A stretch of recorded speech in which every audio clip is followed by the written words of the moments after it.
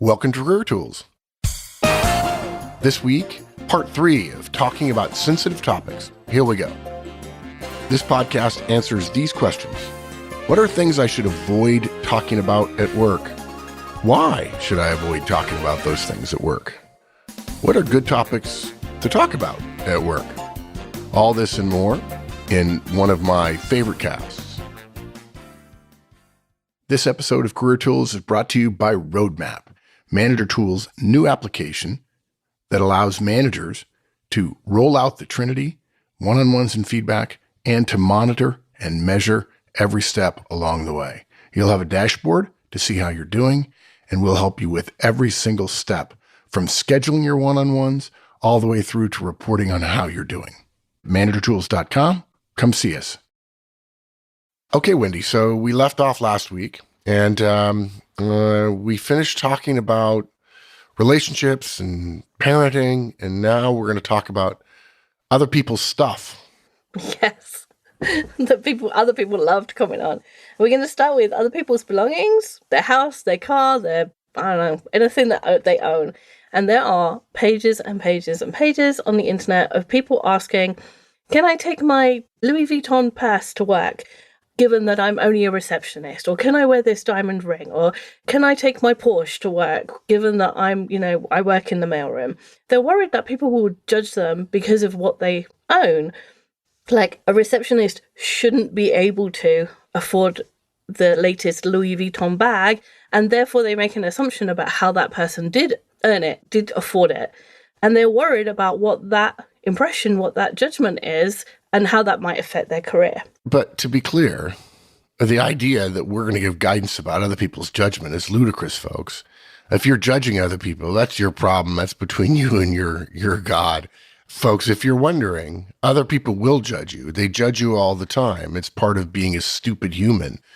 There's nothing wrong with evaluating people when you're talking about productivity and workplace effectiveness and so on, and paying attention to people's behaviors and being able to predict future behaviors.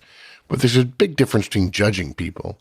And we're all born with enough insecurities that, generally speaking, when somebody else does better than you, all but the very purest of heart will tend to find reasons to knock that person down and say, well, he got that because of this. And, my father's not rich, or, she got that because of where she went to school, not that she's really that good.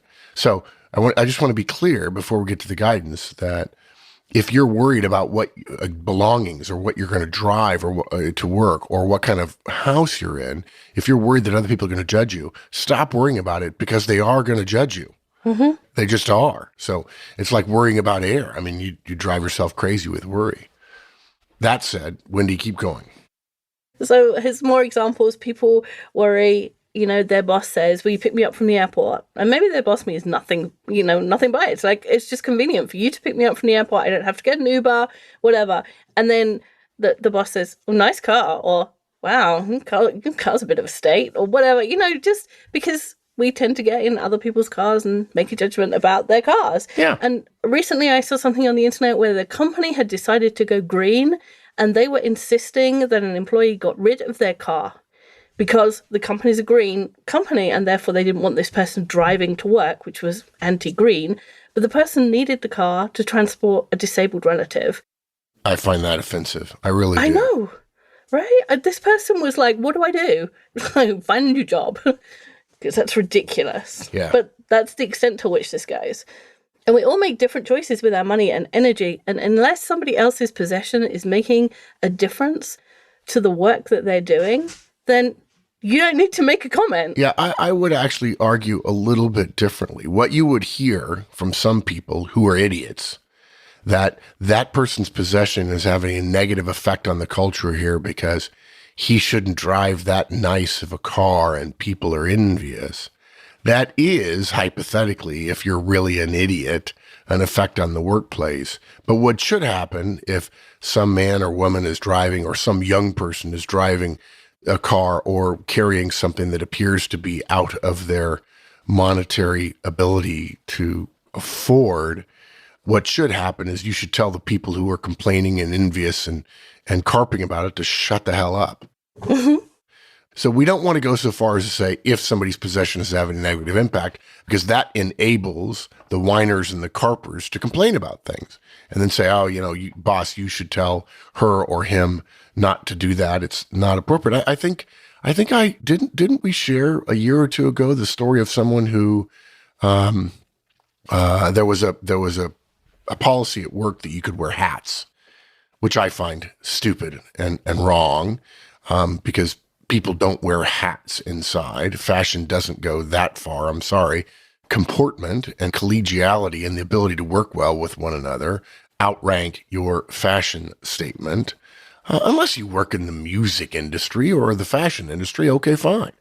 But this person wore a hat and somebody else didn't like what the hat said and said, I want that hat taken off of them. And they went to HR and HR said, yeah, that's offending other people. And the guy said, actually, my hat's not offending them. I'm wearing that. They're choosing to be offended because this other person over here, they're not offended. Now, if they drive their car and park it in the president's parking spot, that's a different story, but it has nothing to do with their car. Mm-hmm. Yeah, it's not the possession that's causing the problem, right? Mm-hmm. And, maybe if you're a team manager, one of your team people has an old car that keeps breaking down and making them late to work. The conversation is not, you need a new car. The conversation is, you've been late to work this number of times. This causes these problems for the team. Can you be on time? Or what can you do differently? Yeah. You don't solve it for the person by saying, oh, I'm going to decide that you need a new car. You ask them to solve the problem, right? This is a classic feedback scenario problem. It's one of those, it's like the prisoner's dilemma one where you tell the direct, hey, can I give you some feedback? When you're late to work, I worry about you. Can you be on time? Oh, my car breaks down a lot. Well, okay, can you be on time? I don't know. And then the next time, they seem to think that that's a good defense. Because perhaps they can't afford a better car. And so the thought is you're going to give them feedback the next time because you're not really interested. You're sensitive to, but if everybody you're sensitive to their reasons, but if everybody has good reasons all the time, then excuses and reasons trump effectiveness, which won't get you very far in the world. And so the second time you do it, they said, I already told you my car is a problem. And then, of course, you've got to give them feedback and say, hey, can I give some feedback when you raise your voice to me and blame your car? It comes across that you're not willing to do the things that are necessary to be effective around here. What can you do differently? And you can be quiet and polite, and you can insist without having a tone of insistence. And look, even when you make a positive comment, right, you got to be careful. I love the Chanel bag. I don't know how you afford it on our salary. It's rude. If you say to some dude, nice truck, dude, how do you like those payments though? You could admire the truck without discussing their money. Yeah. Or, the classic one, the gender biased or the sexism based one is, oh, you live in the Dominion, which if you don't know is a very nice neighborhood outside of San Antonio. George Strait and I think almost all of the San Antonio Spurs live there. Oh, you live in the Dominion? And if you're talking to a woman, you say, I mean, your husband must be wealthy, right? Well, for all you know, she inherited a lot of money. For all you know, heaven forbid, she received a settlement when her husband and child were killed by a drunk driver. For all you know, she earned it. Yeah. And when you think to yourself, I kind of wonder, if you kind of wonder and you have to say something like this, it's inappropriate to ask. You don't get to say the things you wonder about. You don't get to ask about everything you wonder about. You're just left to wonder. That's where we started with people who are getting divorced and all those things. Like, you don't need to know the details. Yeah. You might want to know them, but you don't need to. And knowing them and asking about them doesn't do your relationship any good at all. Okay, so next area, medical conditions. So when somebody mentions they have a medical condition, one way people try to connect is to mention someone else they know who has the same condition, right? So somebody will say, oh, I have a terrible shellfish allergy. And then somebody will say, oh, I have a cousin who has that, blew up like a big balloon when we had lobster.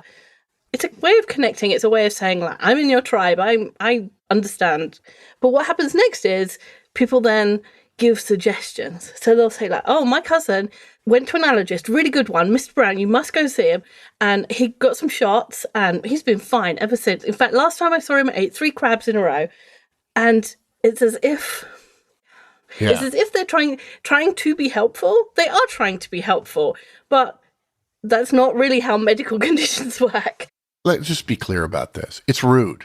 If nobody's ever told you this before, don't blame us, okay? It's rude to do that. When someone says they have a shellfish allergy, say, oh, I'm sorry, there are a couple of things on here you ought to be careful about.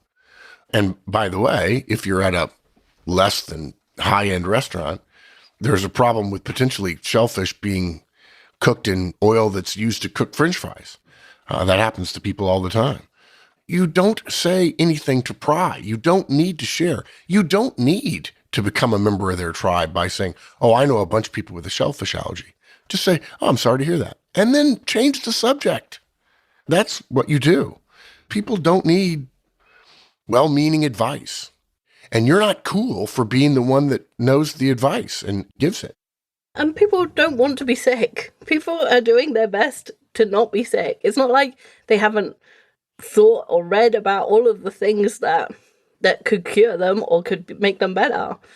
Another thing people do is minimize the illness. So they'll say, oh, my cousin had that and they're fine now. Or my friend had depression and then she started doing exercise and now she's super happy. But you don't want to do that. You're deciding for somebody else the magnitude and the effect that their illness has on their life. And you can't know that. You can't know that it's, something that barely bothers them or something that affects their everyday life. Yeah. And they don't need other people to decide that for them. They get to decide that. Yeah. And again, we come back to someone mentions something, you say something appropriate and reasonable, like, I'm sorry to hear that, or hope turns out okay, or whatever. And then you move on. You change the subject. There are movies you can actually see this happening in where somebody begins to go into a subject that is technically off limits, and the CAD continues to ask, and everyone else politely changes the subject. The movie does that. They use civility and someone who doesn't understand civility, and civility, by the way, is a form of respect for another person and their feelings and their belongings and their family and their loved ones. They use that to create tension. But it is not the people who are changing the subject who are being rude. If the hero is the one that's interjecting or pushing in modern dramas today, he or she's still wrong. Oh, I suppose if the fate of the world depends on them diffusing a nuclear bomb, that's another thing entirely. Not an everyday experience. Yeah, a lack of civility in that situation might be completely appropriate, but that's what people do. And if you think to yourself, oh, she was rude, I started to ask her a question and she changed the subject. And most people listening to this have probably heard a phrase that sounds like this. How about them Cowboys? After you had just been talking about politics in Washington or in Whitehall. And people are like, why do people do that? Well, they're trying to make light of the fact that someone is probing too far, that you unfortunately didn't learn civility. You aren't showing respect for another person's property, personal life, and so on. And to be honest, the politically correct debate has made this worse by people talking about things that didn't used to be talked about. And the reason for that is some things that didn't used to be talked about in the public square lower people's defenses, and soon people are talking about things that create misunderstandings and hurt feelings and so on. So we want to respect other people's boundaries. And, same thing with, I have that too, or, oh, you say you have OCD, I'm a little bit, I like to be tidy or something, if somebody says they're depressed, say, yeah, I get sad sometimes too. You don't know what they're going through, okay? They've answered your question, and probably it's time to change the subject. And these are the kind of subjects, we're covering the subjects that would create that, that would create a situation that are sensitive. So don't try to show solidarity with the person. Express some form of sensitivity. No, I'm sorry to hear that. Or you handle it well and leave it at that, and then change the subject. Learn how to change the subject. I was listening to a podcast that was having a similar discussion the other day, they said, well, what do you say if somebody's getting divorced? And the guy said, well, I would say, I'm so sorry you're going through that. And then he said, I always wonder if I should say something more clever. It's like, no, you don't need to say anything more clever. Just say, I'm so sorry you're going through that, and change the subject, right? There's no need to be clever. Yeah, there's no need to be clever. And the ultimate extreme, the reduction argument here is if someone has passed away and you go to a wake or a visitation, or you go to someone's house after a funeral or something, and you're wondering what to say. We've said this several times before over our 1,000 or so podcasts. You're supposed to go. That's what you're supposed to do. You don't have to say anything. So the point of that being, there are times when you don't have to say anything at all in order to be doing your part. The idea then that in a situation of some personal sensitivity, you feel the need to say something clever is all about you. It doesn't have to be about you. In fact, the best way to make it about the other person is to be civil and to say, I'm so sorry, or thank you for letting me know that, and then change the subject. Simple as that. And I can feel it now, the people going, oh, these people are old, they don't understand. Well, you'll figure it out sooner or later. You'll either pay me now or you'll pay me later. Cliches are cliches for a reason. Those things that you say in those moments are there because we don't know anything better to say. Yes, well, sometimes the things that go without saying need to be said, right? Yeah. That's true too. Before we go on, there's a big difference between let me know if there's something I can help you with and I'm here for you. Like the modern thing is I'm here for you. But if you say let me know if there's something I can do for you, that's like specific practical help. Like I'm sick and I can't get up in the mornings. Okay, well, let me know when you're not coming in and I'll update your spreadsheet for you. I'm here for you just says, it kind of says tell me more in a way that we're saying don't ask for more, and it's useless. It doesn't do anything useful for the person. I want the credit of feeling bad for you without having any chips in the game. Well, I want it to cost me nothing. I want my virtue signaling to be strong, but I don't want to actually have to do anything to earn it. Okay, next, other people's food. Yes. So here's some common things that we hear. Should you be eating that? Or that looks awful, or that looks delicious. Or, didn't you just have breakfast? Or, you're like a bird, you need to eat more. You hardly eat anything. Like, you don't need to say anything negative about somebody's food. You don't need to tell them that you think they shouldn't be eating it, or they should. If somebody's homemade lunch looks delicious, then absolutely compliment them. Say, oh, that looks really good. Can you share the recipe? Would you share the recipe with me? But don't tell people what to eat, or what they should be eating, or what your opinion of it is. It's so personal. And, in one of the interview things we say, don't eat messy food if you're at a meal interview. But that's not about the food. That's about whether or not you make a mess of yourself while you're interviewing. There's no reason for somebody who is not super close to you, family, to say anything about what you're eating. And yet people want to all the time. Yeah. So just don't. So here's a good example. This happened to me about 6 months ago. I'm at a meal, and then about a week later, I'm at another meal. And we're deciding what to eat. We're ordering at a restaurant, and I make a comment. I look at the salad menu, which comes right before the massive steak I want to eat. And I said, oh, they've got kale. I don't eat kale, right? And it's just sort of a joke between me and my friends, okay? And I didn't have the kale salad. I had something else. I think a couple other people at the meal ordered kale, but that's fine. I don't care what you eat, and you shouldn't care what I eat. A couple of weeks later, I'm at another meal, and someone else orders before me, and they order something with kale. And one of my friends says, aren't you going to say something about she ordered kale? And I said, no. The fact that I don't like kale doesn't give me the right to judge what she's eating. And he said, oh, I just thought I'd stir it up a little bit. And luckily, one of my friends looked at the guy who said it and said, well, with friends like you, right? Like, right. Gee whiz, Mark just did a nice thing, right? And by the way, folks, if you haven't figured it out yet, I'm not always Mr. Nice Things. And I just did a nice thing. I didn't say anything. If they want to eat kale, God bless them. Isn't it wonderful to live in a free society and not a brutally repressive communist dictatorship or a country where people disappear?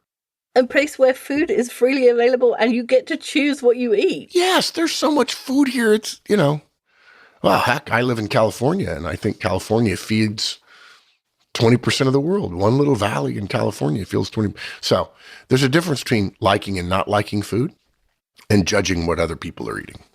Okay, I guess you save politics, sex, religion, and money for last because if you're halfway intelligent, you know not to talk about things like that. Right, and there's a fundamental difference between what we've already discussed, the items that we've already discussed, and politics, sex, religion, and money. So a conflict-free workplace consists of people who do not talk about these subjects. For the other subjects, they haven't been off limits. There's been a way to talk about them, or there's been a way to acknowledge what somebody else has said and move on. In this section, we're saying, don't talk about them. Just don't talk about them. Right. So it happened that the day I was writing this podcast was the day after President Trump announced that the US would acknowledge Jerusalem as the capital city of Israel. It just happened to be a big subject that covered both politics and religion. And so you can imagine that the conversations, that go on at work the next day is like, Trump was right, Trump was wrong, and you're a Republican, how can you support this? And your president is an idiot. You're Jewish, do you support Trump now? Or you Muslims must be unhappy. But all of those thoughts, said out loud, are inflammatory.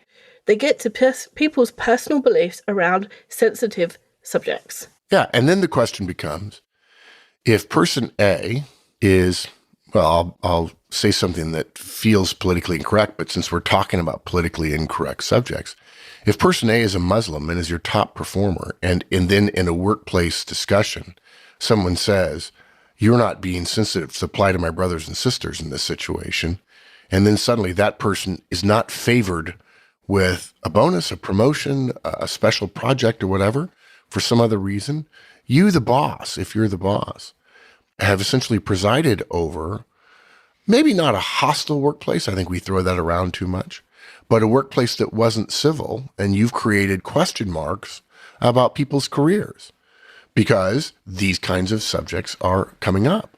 I had a similar thing. You mentioned Trump. I was reading a book recently about management, and actually it was not bad. Now, to be fair, guys, that's actually a compliment from me because the vast majority of management books are not just bad, they're bloody horrible.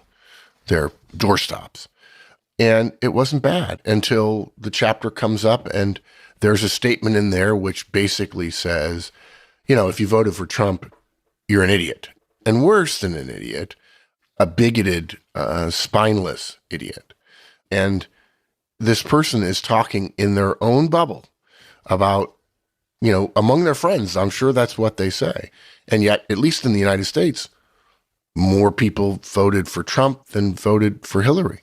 And the point I'm making is not whether you're Trump or Hillary or Tory or not, or this party or that party, but rather when you allow politics in and you think it's okay to talk about, you essentially, from your advice, insult people, you disenfranchise people from a voice simply because you're not aware that these kinds of things can be strongly held beliefs and your opinions will not matter.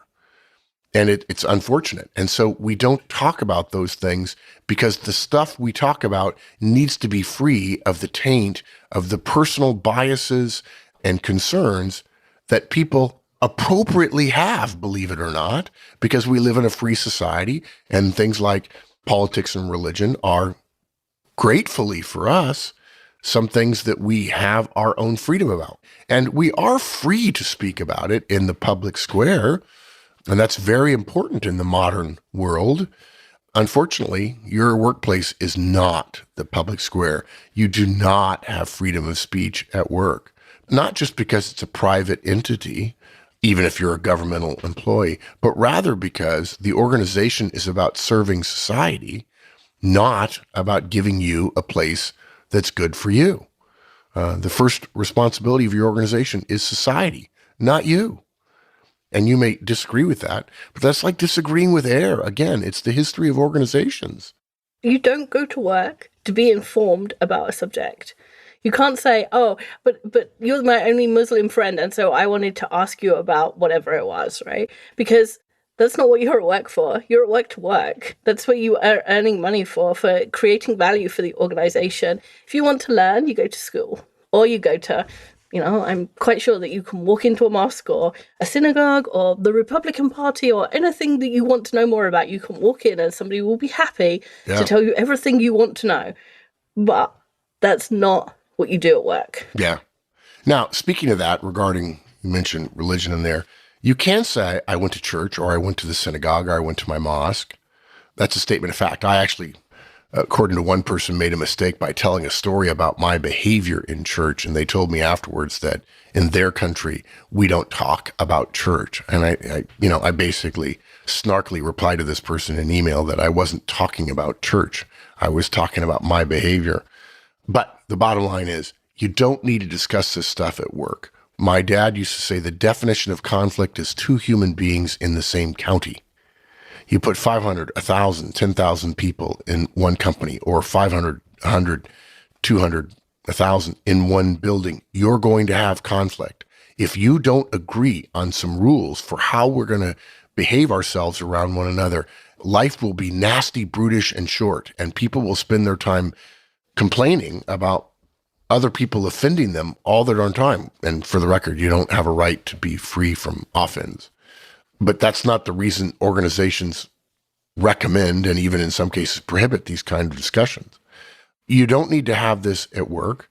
It's not effective. And believe it or not, it's not just about effectiveness, it's about civility. We'd love to live in a world where politics or religion or money could be discussed without friction. But this isn't fantasy tools. It's career tools. Okay, so you want to summarize? Sure. So we started with, and we're going to say it again. So don't comment on someone else's behavior except that it pertains to you and your work. If you're a manager and you need to discuss someone's behavior as it pertains to their work, then that's fine, right? Oh, I don't know. Like we said, if your car keeps breaking down and it makes the person late, then you can discuss their lateness. Not their breaking into some cars.